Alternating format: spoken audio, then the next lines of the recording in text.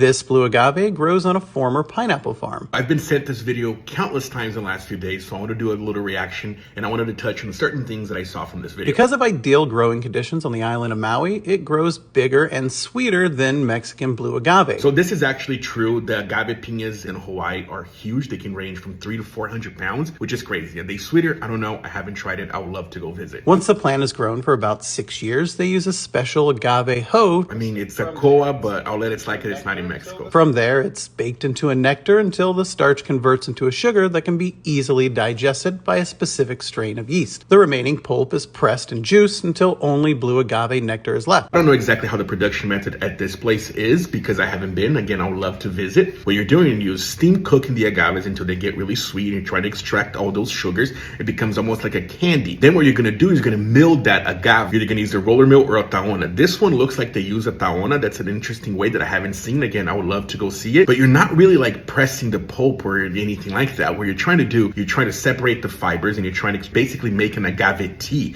That's what happens. That's why when they're making tequila, they're always watering the agave as the taona or the roller mill is extracting those fibers. You're watering the fibers, you're watering the agave, and you're pressing it and making it a tea. And that's what's going to get fermented. Hawaiian tequila is different because instead of commercially available yeast, they use the natural yeast that grows along the blue agave. And there's a lot of tequila brands that do have a proprietary yeast, like Lalo famously uses champagne yeast, Fortaleza uses ambient yeast, Ocho uses ambient yeast. So that's not really what differentiates a Hawaiian tequila. Careful with that because it's an agave spirit, not a tequila. And a tequila made in Mexico, real tequila. But that's more about domination of origin and nothing to do with the yeast because again, there's brands that use ambient yeast, there's brands that use proprietary yeasts. The alcohol is heated very gently so it fully evaporates without igniting. This process is known as distillation. The alcohol vapor is cooled back down and barreled where it ages. The complex flavors of Reposado and Añejo tequila actually... Again, careful with the use of tequila there. It's not a tequila. Sure, that's exactly what happens with the aging process.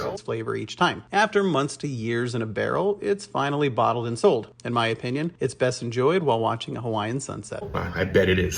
So again, there's just a couple of misinformation in that video that I wanted to touch on. If you're asking me if I think this is okay, absolutely. I'm all for more agave spirits as long as you don't call it tequila or mezcal. It's an agave spirit, right? I actually really want to try this, and I would again love to visit the distillery and see other agave spirits being made across the world.